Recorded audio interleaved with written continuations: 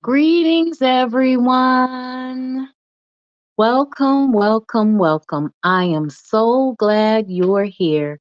Thanks for tuning in. Tonight, we'll be starting on page 92 of Up from Slavery by Booker T. Washington, Black Race and Red Race. Now, last night, we saw how he just said, and he continues to tell us in this text, that the only thing that works is work and that there is no escape from manual labor. So we have to really let that resonate with each and every one of us that there's no escape from manual labor if you want to be productive in this world. Greetings. My name is the Revolutionary Matron, and my show is called The Learning Curve. I broadcast on a network called KWAZ Radio. There are other hosts on the network I'd like you to meet. Greetings, everyone. This is Koku from the Bitter Medicine Podcast, inviting you to tune in to the Bitter Medicine Podcast on KWAZ Radio.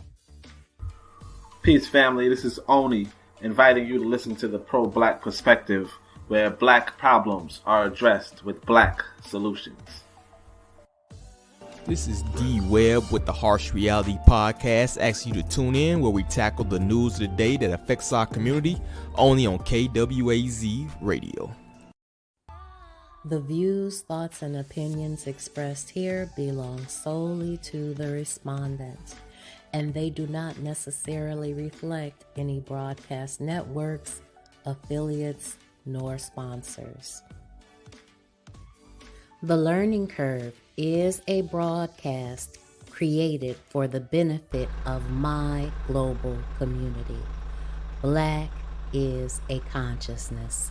Content is being used for our commentary, research, criticism, education, scholarship, teaching, preaching, and news reporting.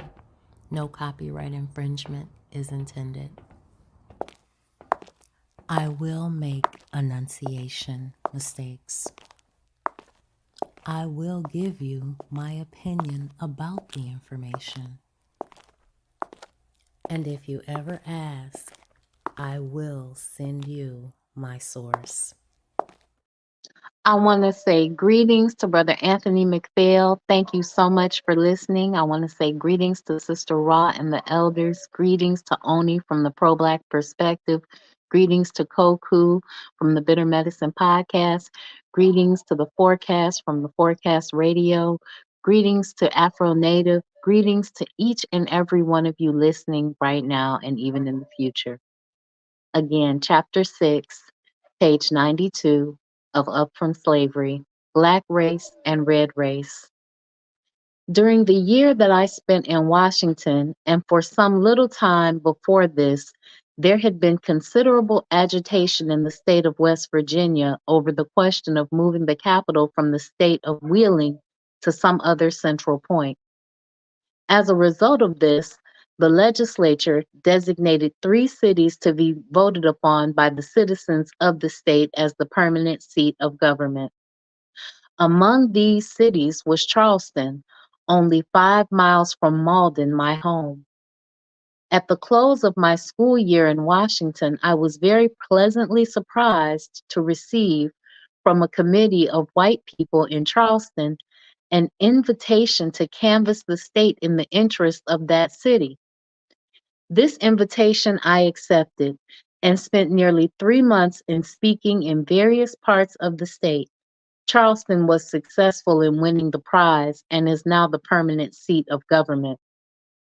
The reputation that I made as a speaker during this campaign induced a number of persons to make an earnest effort to get me to enter political life, but I refused, still believing that I could find other service which would prove more permanent value to my race.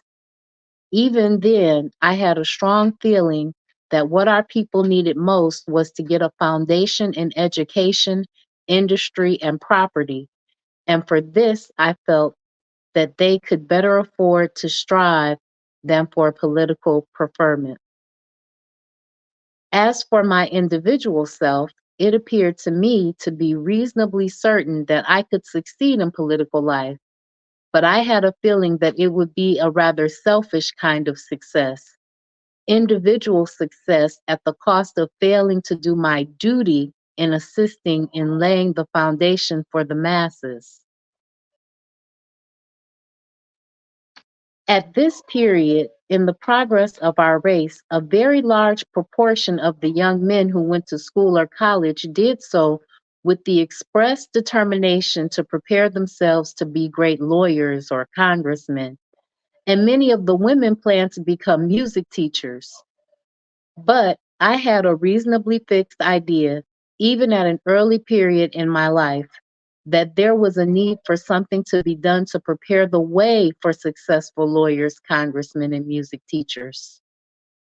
I felt that the conditions were a good deal like those of an old colored man during the days of slavery who wanted to learn how to play the guitar. In his desire to take guitar lessons, he applied to one of the young masters to teach him. But the young man, not having much faith in the ability of the slave to master the guitar at his age, sought to discourage him by telling him, "Uncle Jake, I will give you guitar lessons, but Jake, I will have to charge you $3 for the first lesson, $2 for the second lesson, and $1 for the third lesson. But I will charge you only 25 cents for the last lesson." Uncle Jake answered, "All right, boss, I hires you on them terms. But boss, I want you to be sure to give me that last lesson first." Soon after my work in connection with the removal of the Capitol was finished, I received an invitation which gave me great joy and which at the same time was a very pleasant surprise. This was a letter from General Armstrong inviting me to return to Hampton at the next commencement to deliver what was called the postgraduate address. This was an honor which I had not dreamed of receiving. With much care, I prepared the best address that I was capable of. I chose for my subject, "The Force That Wins." As I returned to Hampton for the purpose of delivering this address, I went over much of the same ground, now, however, covered entirely by railroad, that I had traversed nearly 6 years before, when I sought entrance into the Hampton Institute as a student. Now I was able to ride the whole distance in the train. I was constantly contrasting this with my first journey to Hampton. I think I may say, without seeming egotistical, that it is seldom that 5 years have wrought such a change in the life and aspirations of an individual. At Hampton, I received a warm welcome from teachers and students. I found that during my absence from Hampton, the Institute had each year been getting closer to the real needs and conditions of our people, that the industrial teaching, as well as that of the academic department, had greatly improved. The plan of the school was not modeled after what that of any other institution in existence, but every improvement was made under the magnificent leadership of General Armstrong, solely with the view of meeting and helping the needs of our people as they presented themselves at this time. Too often, it seems to me, in missionary and educational work among the underdeveloped races, people yield to the temptation of doing that which has been done 100 years before, or is being done in other communities 1,000 miles away. The temptation often is to run each individual through a certain educational mold, regardless of the condition of the subject or the end to be accomplished. This was not so at Hampton Institute. The address which I delivered on commencement day seemed to have pleased everyone, and many kind and encouraging words were spoken to me regarding it. Soon after my return home in West Virginia, where I had planned to continue teaching, I was again surprised to receive a letter from General Armstrong asking me to return to Hampton, partly as a teacher and partly to pursue some supplementary studies. This was in the summer of 1879. Soon after I began my first teaching in West Virginia, I had picked out 4 of the brightest and most promising of my pupils, in addition to my 2 brothers to whom I have already referred, and had given them special attention with the view of having them to go to Hampton. They had gone there, and in each case, the teachers found them so well prepared that they entered advanced classes. This fact, it seems, led to my being called back to Hampton as a teacher. One of the young men that I sent out to Hampton to in this way is now Dr. Samuel E. Courtney, a successful physician in Boston and a member of the school board of that city. About this time, the experiment was tried for the first time by General Armstrong of educating Indians at Hampton. Few people had any confidence in the ability of Indians to receive education and to profit by it. General Armstrong was anxious to try the experiment systematically on a large scale.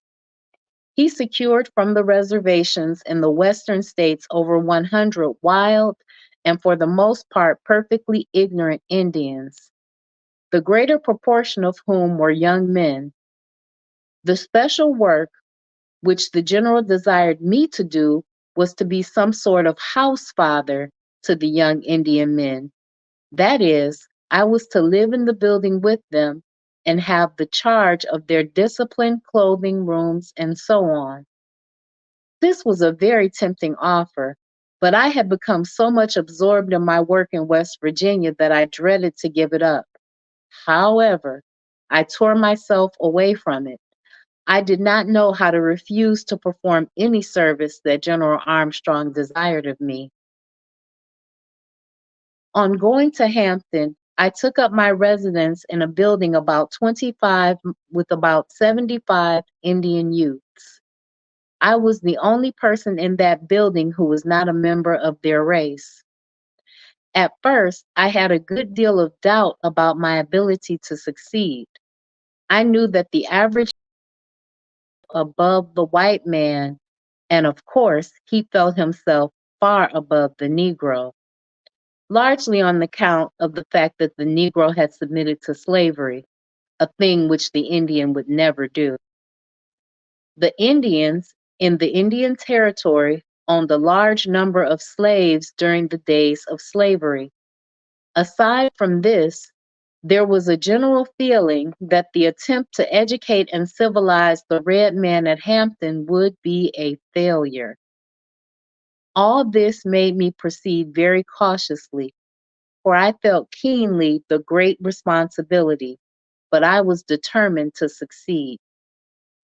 It was not long before I had the complete confidence of the Indians, and not only this, but I think I am safe in saying that I had their love and respect. I found that they were about like any other human beings, that they responded to kind treatment and resented ill treatment. They were continually planning to do something that would add to my happiness and comfort. The things which that they disliked most, I think, were to have their long hair cut, to give up wearing their blankets, and to cease smoking. But no white American ever thinks that any other race is wholly civilized until he wears the white man's clothes, eats the white man's food, speaks the white man's language, and professes the white man's religion. When the difficulty of learning the English language was subtracted, I found that in a matter of learning the trades and mastering academic studies, there was little difference between the colored and Indian students. It was a constant delight to me to note the interest which the colored students took in trying to help the Indians in every way possible. There were a few of the colored students who felt that the Indians ought not be admitted to Hampton, but these were in the minority. Whenever they were asked to do so, the Negro students gladly took the Indians as roommates in order that they might teach them to speak English and to acquire civilized habits.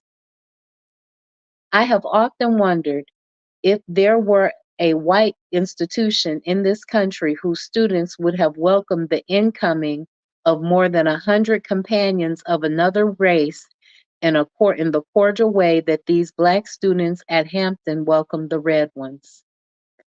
How often I have wanted to say to white students that they lift themselves up in proportion as they help to lift others, and the more unfortunate the race and the lower the scale of civilization, the more one does, the more does one raise oneself by giving the assistance. This reminds me of a conversation which I once had with the Honorable Frederick Douglass. At one time, Mr. Douglass was traveling in the state of Pennsylvania and was forced, on account of his color, to ride in the baggage car, in spite of the fact that he had paid the same price for his passage that the other passengers had paid.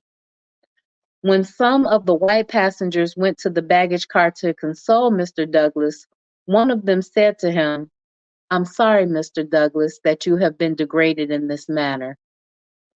Mr. Douglass straightened himself upon the box upon which he was sitting and replied, "They cannot degrade Frederick Douglass. The soul that is within me the soul that is within me no man can degrade. I am not the one who is being degraded on account of this treatment, but those who are inflicting it upon me." In one part of our country, where the law demands the separation of the races on the railroad trains, I saw at one time another amusing instance which showed how difficult it sometimes is to know where the Black begins and the white ends. There was a man who was well known in his community as Negro, but who was so white that even an expert would have hard work to classify him as a Black man. This man was riding in the part of the train set aside for colored passengers. When the train conductor reached him, he showed at once that he was perplexed. If the man was a Negro, the conductor did not want to send him to the white people's coach. At the same time, if he was a white man, the conductor did not want to insult him by asking him if he was a Negro. The official looked him over carefully, examining his hair, eyes, nose, and hands, but still seemed puzzled. Finally, to solve the difficulty, he stooped over and peeped at the man's feet. When I saw the conductor examining the feet of the man in question, I said to myself, "That'll settle it." And so it did, for the train man promptly decided that the passenger was a Negro and let him remain where he was. I congratulated myself that my race was fortunate in not losing one of its members. My experience has been that the time to test a true gentleman is to observe him when he is in contact with individuals of a race that is less fortunate than his own. This is illustrated in no better way than by observing the conduct of the old school type of Southern gentleman when he is in contact with his former slaves or their descendants. An example of what I mean is shown in a story told of George Washington, who, meeting a colored man in the road once, who politely lifted his hat, lifted his own in return. Some of his white friends who saw the incident criticized Washington for his action. In reply to their criticism, George Washington said, "Do you suppose that I'm going to permit a poor, ignorant colored man to be more polite than I am?" While I was in charge of the Indian boys at Hampton, I had one or two experiences which illustrate the curious workings of caste in America. One of the Indian boys was taken ill, and it became my duty to take him to Washington, deliver him to the Secretary of the Interior, and to get a receipt for him in order that he might be returned to his Western reservation. At that time, I was rather ignorant of the ways of the world. During my journey to Washington on a steamboat, when the bell rang for dinner, I was careful to wait and not enter the dining room until after the greater part of the passengers had finished their meal. Then, with my charge, I went into the dining saloon. The man in charge politely informed me that the Indian could not be served, but that could be served, but that I could not. That the Indian could be served, but that I could not. I never could understand how he knew just where to draw the color line, since the Indian and I were of about the same complexion. The steward, however, seemed to be an expert in this matter. I had been directed by the authorities at Hampton to stop at a certain hotel in Washington with my charge. But when I went to this hotel, the clerk stated that he would be glad to receive the Indian into the house, but said that he could not accommodate me. An illustration of something of this same feeling came under my observation afterwards. I happened to find myself in a town in which so much excitement and indignation were being expressed that it seemed likely for a time that there would be a lynching. The occasion of the trouble was that of a dark-skinned man had stopped at the local hotel. Investigation, however, developed the fact that this individual was a citizen of Morocco and that while traveling in this country, he spoke the English language. As soon as it was learned that he was not an American Negro, all the signs of indignation disappeared. The man who was the innocent cause of the excitement, though, found it prudent after that not to speak English. At the end of my first year with the Indians, there came another opening for me at Hampton, which which as I look back over my life now, it seems to have providentially come about to help me prepare for my work at Tuskegee later. General Armstrong had found out that there was quite a number of colored young men and women who were intensely earnest and wishing to get an education, but who were prevented from entering the Hampton Institute because they were too poor to be able to pay any portion of the cost of their board or to even supply themselves with books. He conceived of the idea of starting a night school in connection with the Institute, into which a limited number of the most promising of these young men and women would be received, on the condition that they were to work for 10 hours during the day and attend school for 2 hours at night. They were able, they were to be paid something above the cost of their board for their work. The greater part of their earnings was to be reserved in the school's treasury as a fund to be drawn on to pay their board when they had become students in the day school, after they had spent 1 or 2 years in the night school. In this way, they would obtain a start in their books and a knowledge of some trade or industry, in addition to the other far-reaching benefits of the institution. General Armstrong asked me to take charge of the night school, and I did so. At the beginning of this school, there were about 12 strong, earnest men and women who entered the class. During the day, the greater part of the young men worked at the school's sawmill, and the young women worked in the laundry. The work was not easy in either place, but in all my teaching, I never taught pupils who gave me such genuine satisfaction as they did. They were good students and mastered their work thoroughly, though they were so much in earnest that only the ringing of the retiring bell made them stop studying, and they often would urge me to continue the lessons after the usual hour for going to bed had come. These students showed so much earnestness both in their hard work during the day as well as in their application to their studies at night that I gave them the name the Plucky class, a name which soon grew popular and spread throughout the institution. After a student had been in the night school long enough to prove that what was in him, I gave him a printed certificate which read something like this. This is to certify that James Smith is a member of the Plucky class of the Hampton Institute and is in good and regular standing. The students prized these certificates highly, and they added greatly to the popularity of the night school.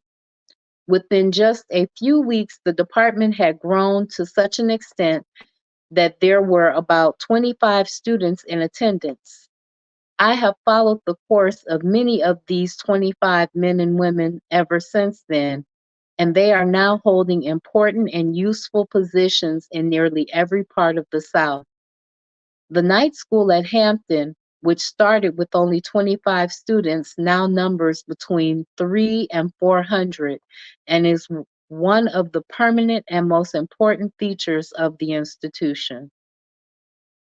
So as you can see, he was asked to take care of the Indian students as a house father, and that gave him the experience of seeing more racism, where white people preferred Indians to Negro people. And he took that job in stride because General Armstrong wanted him to take that job. I think they were trying to teach him something about the world. I don't know if he necessarily learned it. Chapter 7, The Early Days at Tuskegee, page 106.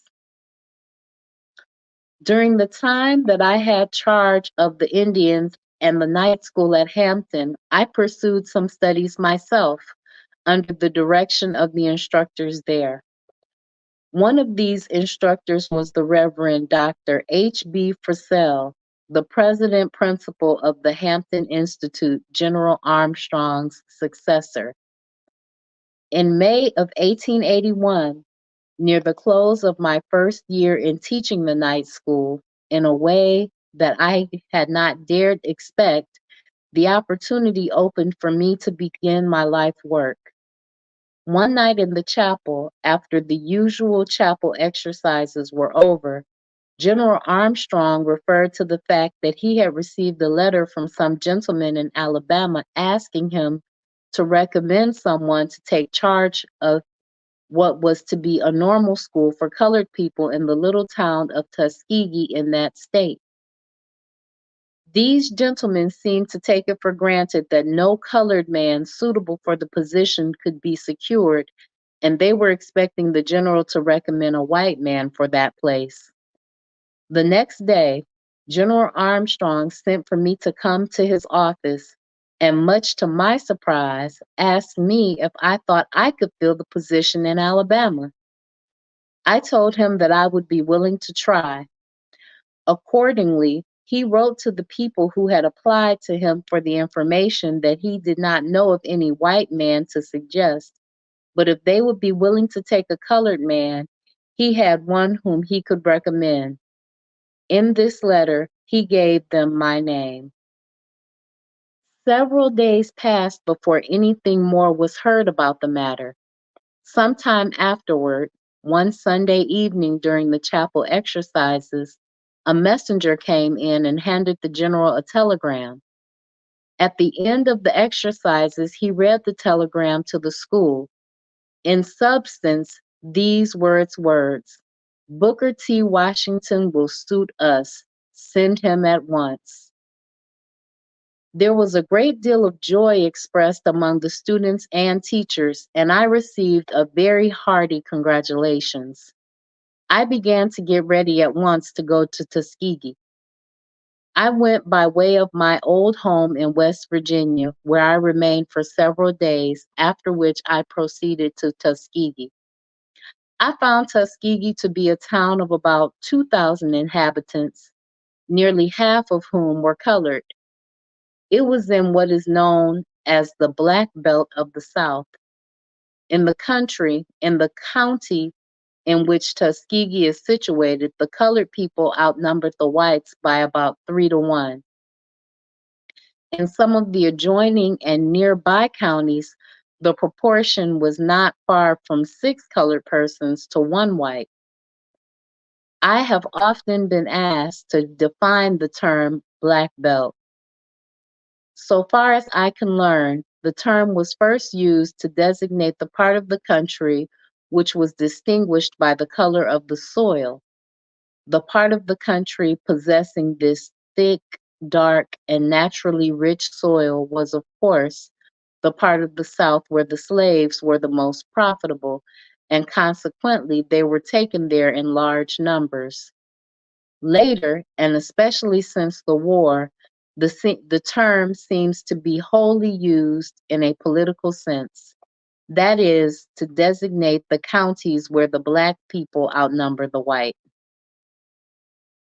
Before going to Tuskegee, I had expected to find there a building and all the necessary apparatuses ready for me to begin teaching. To my disappointment, I found nothing of the kind. I did find, though, that which no costly building and apparatus could supply: hundreds of hungry, earnest souls who wanted to secure knowledge. Tuskegee seemed to be an ideal place for the school. It was in the midst of the great bulk of the Negro population and was rather secluded, being 5 miles from the main line of a railroad, with which it was connected by a short line. During the days of slavery and since, the town has been the center for the education of white people. This was an added advantage for the reason that I found the white people possessing a degree of culture and education that is not surpassed by many localities. While the colored people were ignorant, they had not, as a rule, degraded and weakened their bodies by vices such as are common to the lower classes of people in the large cities. In general, I found the relations between the two races pleasant. For example, the largest, I think at the time, the only hardware store in town was owned and operated jointly by a colored man and a white man. This co-partnership continued until the death of the white partner. I found that about a year previous to my joint going to Tuskegee, some of the colored people who had heard something of the work of education being done at Hampton had applied to the state legislature through their representatives for a small appropriation to be used in starting a normal school in Tuskegee. This request the legislature had complied with to the extent of granting an annual appropriation of $2,000. I soon learned, however, that this money could only be used for the payment of salaries and that there was no provision for securing land, buildings, or apparatus. The task before me did not seem to be a very encouraging one. It seemed much like making bricks without straw. The colored people were overjoyed and were constantly offering their services in any way in which they could be of assistance in getting the school started. My first task was to find a place in which to open the school. After looking the town over with some care, the most suitable place that could be secured seemed to be a rather dilapidated shanty near the Colored Methodist Church, together with the church itself as a sort of assembly room. Both the church and the shanty were in about as bad a condition as was possible. I recall that during the first months of school that I taught in this building, it was in such poor repair that whenever it rained, one of the students would wonder very kindly, leave his lessons, and hold an umbrella over me while I heard the recitation of others. Excuse me. I remember also that on more than one occasion, my landlady held an umbrella over me while I ate breakfast. At the time I went to Alabama, the colored people were taking considerable interest in politics, and they were very anxious that I should become one of them politically in every respect. They seemed to have little distrust of strangers in this regard. I recall that one man who seemed to have been designated by the others to look after my political destiny came to me on several occasions and said, with a good deal of earnestness, "We wants you to be sure to get to vote just like we votes. We can't read the newspapers very much, but we knows how to vote, and we wants you to vote just like we votes," he added. "We watches the white man and we keeps watching the white man till we finds out which way the white man's going to vote, and then we finds out which way the white man's gonna vote. Then we votes exactly the other way. Then we knows we's right." I am glad to add, however, that at the present time the disposition to vote against the white man merely because he is white is largely disappearing, and the race is learning to vote from principle for what the voter considers to be for the best interests of both races. I reached Tuskegee, as I have said, in early June 1881. The first month I spent in finding accommodations for the school and in traveling through Alabama, examining into the actual life of the people, especially in the country districts, and in getting the school advertised among the classes of people that I wanted to have attended. Most of my traveling was done over the country roads with a mule and a cart or a mule and a buggy wagon for conveyance. I ate and slept with the people in their little cabins. I saw their farms, their schools, their churches. Since in the case of the most of since in the case of the most of these visits, there had been no notice given in advance that a stranger was expected, I had the advantage of seeing the real everyday life of the people. In the plantation districts, I found that as a rule, the whole family slept in one room, and that in addition to the immediate family, there were sometimes relatives and others not related to the family who slept in the same room. On more than one occasion, I went outside the house to get ready for bed or to wait until the family had gone to bed. They usually contrived some kind of place for me to sleep, either on the floor or in a special part of another's room, bed. Rarely was there any place provided in the cabin where one could bathe even the face and hands, but usually some provision was made for this outside the house in the yard. The common diet of the people was fat pork and cornbread. At times, I have eaten in cabins where they only had cornbread and black-eyed peas cooked in plain water. The people seemed to have no idea than to live on this fat meat and cornbread, the meat and the meal of which the bread was made having been bought at a high price at a store in town. Notwithstanding the fact that the land was all about the cabin homes, could easily have been made to produce nearly every kind of garden vegetable that is raised anywhere in the country. Their one object seemed to be to plant nothing but cotton, and in many cases cotton was planted up to the very door of the cabin. In these cabin homes, I often found sewing machines which had been bought or were being bought on installments, frequently at a cost of as much as $60, or showy clocks for which occupants of the cabin had paid $12 or $14 for.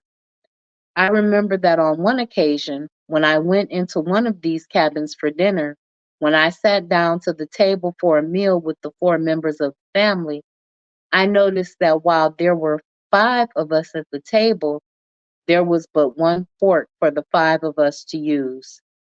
Naturally, there was an awkward pause on my part.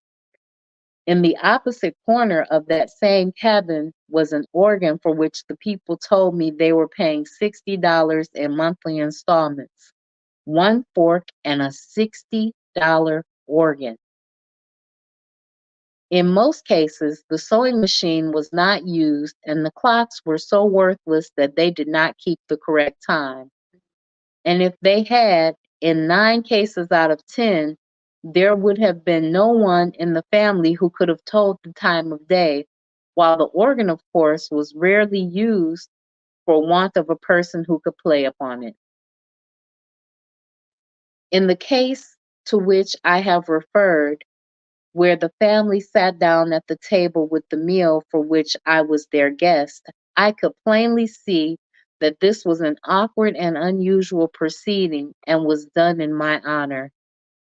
In most cases, when the family got up in the morning, for example, the wife would put a piece of meat in the frying pan and a lump of dough in the skillet, as they called it. These utensils would be placed on the fire, and then in 10 or 15 minutes, breakfast would be ready. Frequently, the husband would take his bread and meat in his hand and start for the field, eating as he walked. The mother would sit down in a corner and eat her breakfast, perhaps from a plate and perhaps directly from the skillet or frying pan, while the children would eat their portion of the bread and meat while running about the yard. At certain seasons of the year, when meat was scarce, it was rarely that the children who were not old enough or strong enough to work in the fields would have the luxury of meat. The breakfast was over, and with practically no attention given to the house, the whole family would, as a general thing, proceed to the cotton field. Every child that was large enough to carry a hoe was put to work, and the baby, for usually there was at least one baby, would be laid down at the end of the cotton row so that its mother could give it a certain amount of attention when she had finished chopping her row. The noon meal and supper were taken in much the same way as the breakfast. All the days of the family would be spent after much this same with this same routine, except Saturday and Sunday. On Saturday, the whole family would spend at least half a day and often a whole day in town. The idea of going to town was, I suppose, to do the shopping, but all the shopping that the family had money for could have been attended to in 10 minutes by one person. Still, the whole family remained in town for most of the day, spending the greater part of the time standing in the streets, the women too often sitting about somewhere smoking or dipping snuff. Sunday was usually spent in doing some kind of meeting, some big meeting. With few exceptions, I found that the crops were mortgaged in the counties where I went, and that the most of the colored farmers were in debt. The state had not been able to build schoolhouses in the country districts, and as a rule, the schools were taught in churches or in log cabins. More than once, while on my journeys, I found that there was no provision made in the house used for school purposes for heating the building during the winter, and consequently, a fire had to be built in the yard, and teacher and pupils passed in and out of the house as they got cold or warm. With few exceptions, I found the teachers in these country schools to be miserably poor in preparation for their work and poor in moral character. The schools were in session from 3 to 5 months. There was practically no apparatus in the schoolhouses except that occasionally there was a rough blackboard. I recall that one day I went into a schoolhouse, or rather into an abandoned log cabin that was being used as a schoolhouse, and found 5 pupils who were studying a lesson from one book.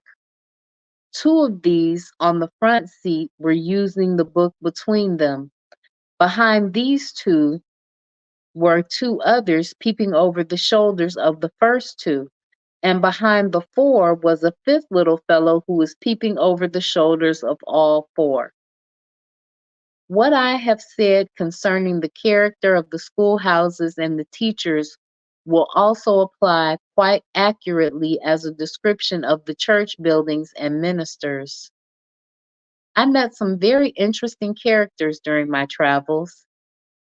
As illustrating the peculiar mental processes of the country people, I remember that I asked one colored man, who was about 60 years old, to tell me something of his history. He said that he had been born in Virginia and sold into Alabama in 1845. I asked him how many were sold at the same time. He said there were 5 of us, myself, my brother, and 3 mules.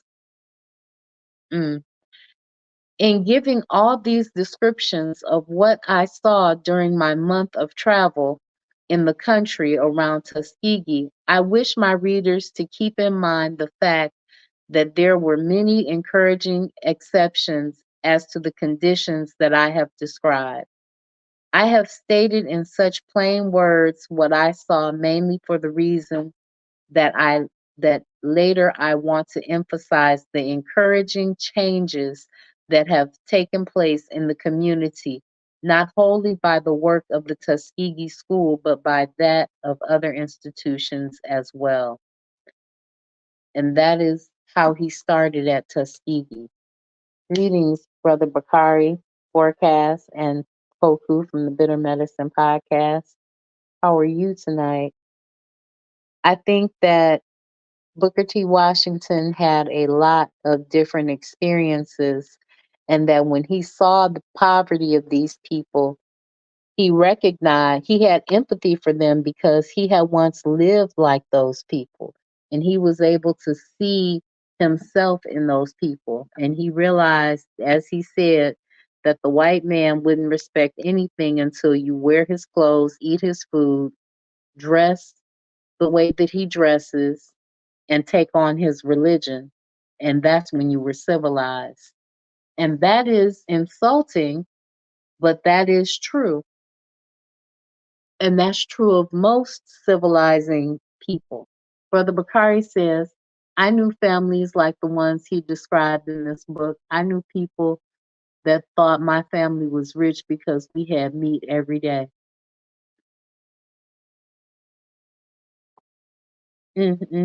So as you can see, these sharecroppers were in a lot of debt, and they were put in a position where they were in a cycle of debt, and they were geared towards buying luxury items like pianos and clocks and sewing machines, because those were the status symbols. And we're still caught in that cycle to this very day. And we have to get over this idea that buying the luxury item is going to somehow increase our status. Just because we have the luxury item and we go into debt to get it, and we wind up in a bad situation because we have the item for a little while because it's leased to us, or it's, you know and we're making installment payments on it, but at the same time it's not ours, and we don't have the education to actually interact with the thing that we've bought, because these people couldn't read a clock, they couldn't play the piano, and they didn't know how to use the sewing machine. But yet and still they had these things in their house because somebody probably told them that this was good for them to have, or this was a status symbol, or you would be a big man if you had it.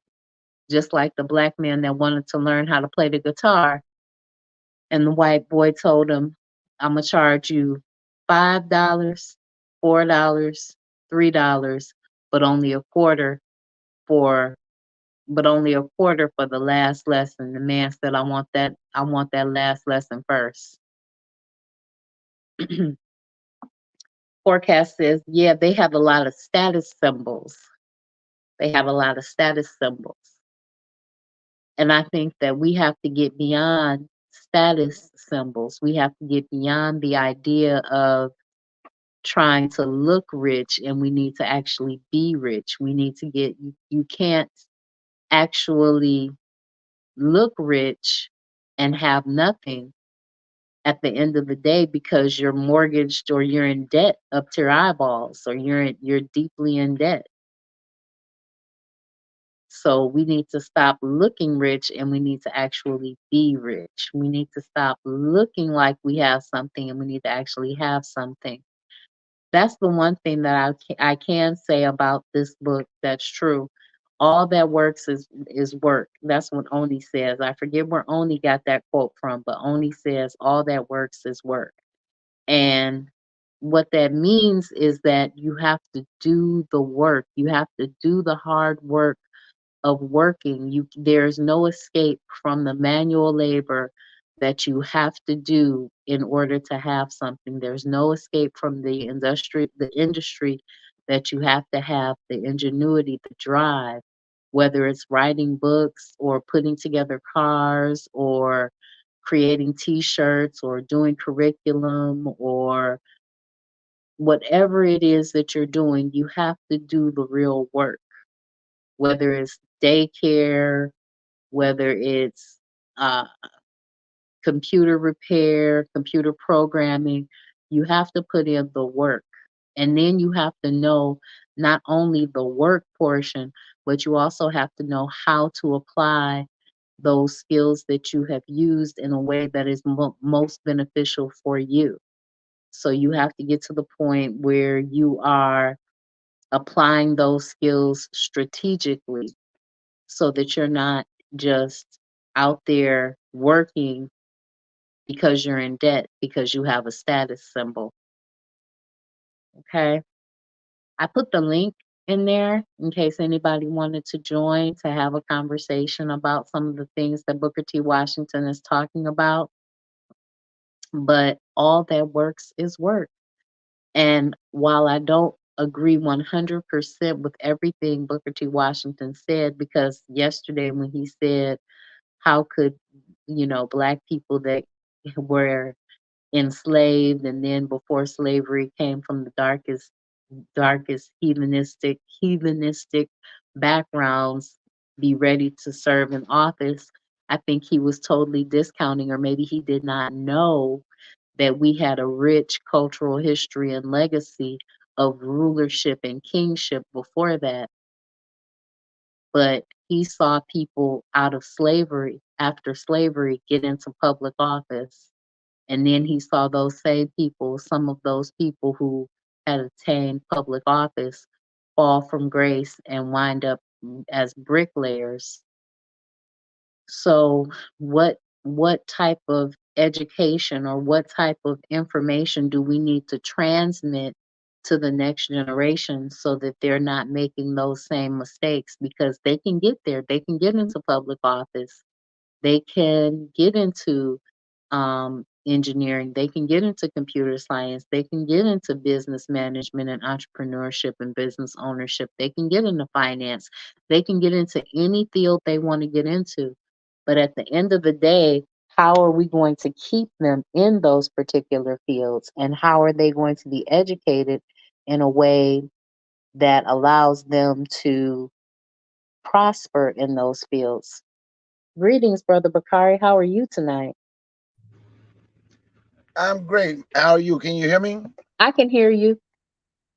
Yeah, I'm good. How you doing? I'm magnificent. That's great. That's absolutely magnificent, is what you are. Absolutely magnificent. Another great reading. You do an excellent job, and I appreciate you. And y'all need to run that damn cash out. Mhm. But what I want to say about Booker T, right, is Mhm. one thing, the people today who stand out, who say they fighting for reparations on YouTube, or whoever fighting for reparations. One thing that they can look and learn from Booker T. I hear people laugh at Booker T. People who would say they want reparations laugh at Booker T and say Booker T coned a little bit. But one thing Booker T did, he guaranteed white folks we don't want to live around you. So white folks didn't mind helping because they didn't want him. They didn't want him around. You understand? Mhm. All black people under them. So we don't mind helping you as long as you're trying to stay over there away from us. So in today's society, people who's begging for reparations, they need to look back at Booker T and they need to understand that hey, Booker T got what he got because he wasn't begging to be under white folk. He was trying to build his own society. Now I'm going to talk about that when he was talking about how the families and how they didn't have meat every day. I Mhm. literally saw people. I knew people growing up. I knew people like that back in Mississippi when I was coming up. And I was born in '72. They had the nicest cars. They'll figure out a way to get them a nice car. But then if their children come by our house and we eat, I remember a couple of them looking out because we like had the community house, right? Everybody Mhm. came to our house, ate at our house. Our house was the community house, basically. And we they looked in our deep like, man, y'all rich. How are we rich? Man, look at all that meat. Y'all eat meat every day. I'm like, yeah, me being who I am, I thought everybody did. Don't you eat meat every day unless it was a Sunday my mama unless it was one day my mama just said she was gonna make her some succotash and she didn't want no meat. But then somebody else going to. But anyway, I thought everybody did.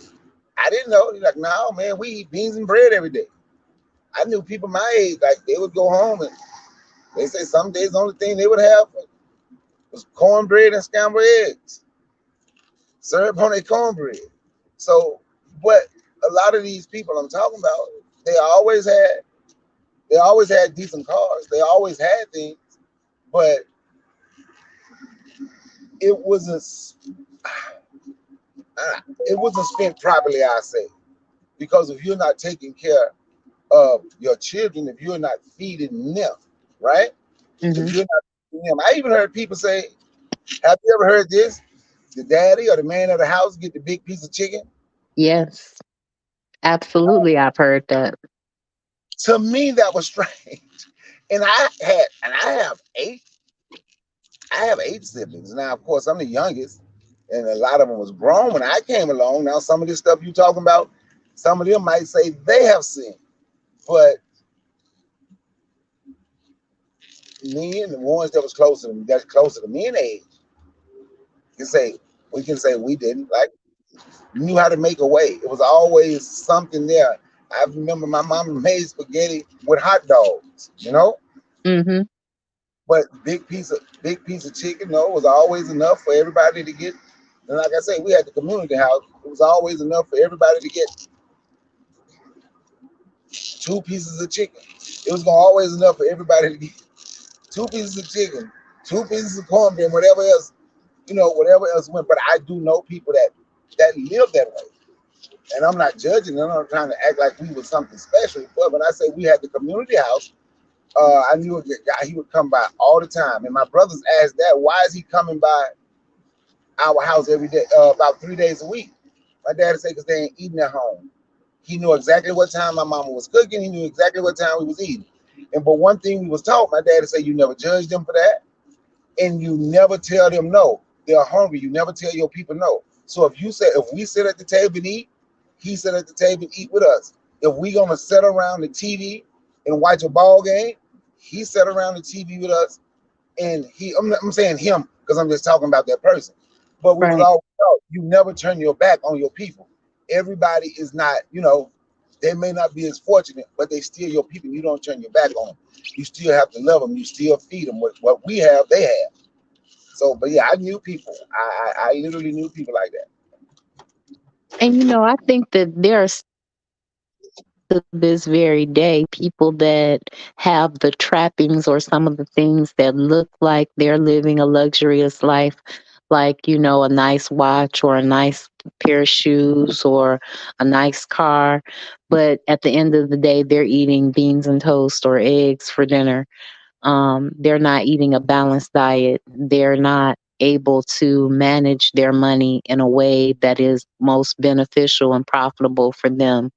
And I think that we need, not just financial literacy, but we need actual help and support to go into these communities so that people can stop the cycle of poverty that keeps them poor, having the look and the appearance of having money, but not actually having money. And I think it's a good thing that your family went the extra mile to be a community house, to be a resource center in the midst of that community, to say that I'm not going to look down on these people just because they don't have food to eat, because I'm blessed or because I'm favored and profitable and prosperous. I can feed my family and I can feed somebody else's family. Yeah, and that's what. Oh man, during the summertime, man. During the summers coming up, my mama never cooked a meal that wasn't gonna feed at least 15 people, because she knew all the kids was gonna be at that. She knew everybody was gonna come by our house. She knew everybody. She knew it. Everybody gonna come out the house and get it and be able to get a meal. She knew, Hmm. but that's the type of things we did, and that's the type of thing, and that's how I see Booker T. That's how I see Booker T. Washington, and that's how I see what he did with. Because he didn't look down. He could have looked down on those people when he went to their house and they got a piano. You understand what I'm saying? A $60 organ, piano, whatever. But you Hmm. have it in your house, but you're making monthly payments on that, so you can have the look. But but like you said, there's people today. Trust me, when I was in the military, I'll never forget. It was this guy. He was from the east side of Detroit. Now I'm in the military. I know how much money you make. We the same rank, and I'm looking. I know you can't afford that truck, but he go home. People think he got it. His check was $800 a month. That's what we were bringing home with that rank. $800 a month. He might have been getting 9. His truck payment and his insurance together was $600. Mm. He couldn't afford to drive that thing. You remember those Chevy show trucks? Yeah, I remember. Yeah, yeah, that's what he had. So if people, you people in the military, you find people in the military come home in those nice cars. A lot of the time, sometimes they'll rent it. Sometimes they are spending their whole check on car and insurance. But I understand a lot of times we never had anything. So now you feel like you got something, you want to come home, you want people to see that you're doing good. And don't and I'm not and look, and I'm not exempt from this. You go into one of those little loan places to borrow you $1,000, so when you go home, you can have a knot of money in your pocket, but you're trying to make sure you don't spend. So when the time to pay, you can give them a lump sum of it back. You know what I'm saying? I'm Right. not, but I'm just saying, because I was a part of it too when I was in the military. Like shit, you going home broke, you got to look like you're doing something. But if you were right, it's people today that still live that same way. But how many places today still have a community house? You understand? When I was young, shit, you go town to town to town, small black towns in the area where I was from, there were community houses. You go to Greenville, that was our city, had about 60,000 people. They had several community houses because they had several communities. But you don't find it today because we move away from each other. Today we Hmm. today we move away from each other, and there is no community house. So we go live around people where we go, and when we come home, we raise up our garage on our house, drive your car in the garage, go in the house, and a lot of time don't even come outside. Most people don't. A lot of people don't even know their neighbors. Yeah, a lot of people don't know their neighbors and they don't want to know their neighbors because unfortunately we've been put in a position where we've been taught to see one another as a threat. We don't want to live around each other. We don't want our children to go to school and have friends. We don't want anything. We always want to lay up next to some white person or some non-black person and put ourselves in a position where Yeah, we're isolated. I don't know my. What'd you say?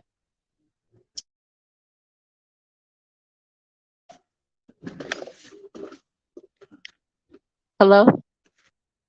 Yeah, okay, I can hear you now. That Oh, was me. I okay. was pulling up back in my yard. And I lost service for a second. But you're right. We don't. I remember when I was at a friend of mine's house. This was probably about 10, 12 years ago. My son and her son was friends, right? Mm-hmm. And my truck, I forget what happened, but my truck had messed up while I was there. And I picked up my phone and I called like 6 neighbors. Like, can you get my kids for me? Can you get my kids for me? My truck is broke. I'm waiting. No, I had accidentally locked my kids in the truck. I'm waiting on the tour and I have to go get my kid. She was like, I'm impressed. I'm like, impressed with what? Because what I did, I thought was normal, right? I said, what are you impressed with? You had 6 people you could call who could go get your kids, and they're not even your family.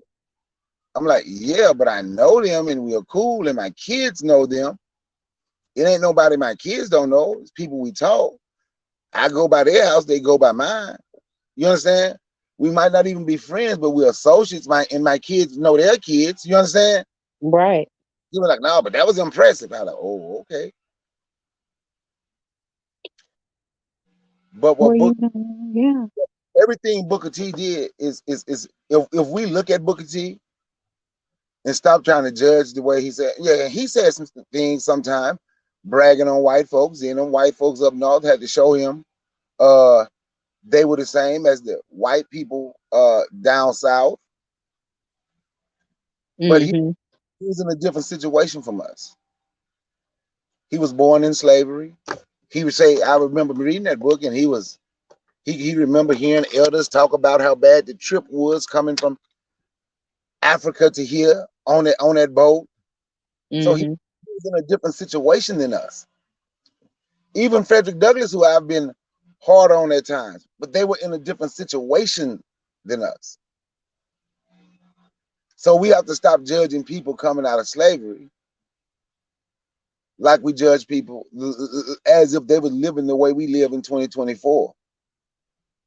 I agree. And we need to sit back and, as you said, learn something because one of the things that they were able to do is they were able to successfully galvanize white dollars on their behalf. Good, bad, or indifferent, they were able to galvanize white dollars on their behalf. And then they were able to siphon off a small portion of that for community projects that benefited Black people. Exactly. And that's what we need to do. Instead of judging, we should use social media to learn from that. We need to learn from that because that was great. What he did was absolutely great. Absolutely great. Well, thank you for letting me speak. I'm gonna keep listening offline. Well, we're getting ready to cut it out. Thank you so much for tuning in, Brother Bakari. I appreciate you. All right, and before I go, y'all run that damn cash app. Yes, run the cash apps, y'all. I appreciate cash apps. Thank you so much. Buana Hagiziki says, I like my big cheap piece of chicken. I work hard for that piece. I don't know what this black hillbilly talking about. And he's saying LOL. And I we used to save the big piece of chicken for my daddy in my household. It was the breast because there were only two. Mama got one and daddy got one. We got all the dark meat and we got the legs, thighs, wings, legs, thighs, and wings. But mama and daddy got the breast. That was just the way it went. Um, but we had meat every day, and we had the ability to feed feed ourselves every day. We didn't eat dinner out, but unless it was at a family member's house. But what Booker T. Washington went through when he was going to become the head teacher at Tuskegee and having to secure the land and meeting the people in the countrysides and meeting them where they are. And we have to get to the point where we're meeting people where they are, because everybody's not going to be on your level. Everybody's not going to be self sufficient. Everybody's not going to be at a point where they are speaking, in the highest regard. Some people are still hands on your knees, and some people are still with the WAP, whatever that means. Some people are still listening to Cardi B, and we have to be able to reach back and meet people where they are. So, say, yeah, my dad got the big piece of chicken. We all got legs too. That's what the forecast says. So, I thank each and every one of you who came to listen today. That's Anthony McPhail, Koku from the Bitter Medicine Podcast, The Forecast Radio, Brother Bakari, KW Don 7, and Bawana Haguziki. I know that Elder Sister Raw and the elders are listening. I know that the children at Jesse's Kids are listening. I know that the children at the Daycare Ladies Network are listening. I know that Tinkerbell 87 is listening. I know that Oni from the Pro Black Perspective is listening. I know that Afro Native is listening, and so many others, and that you, yes, you are listening. We'll be back tomorrow with another reading at 7 p.m. Eastern Standard Time. I thank each and every one of you. Peace, guys.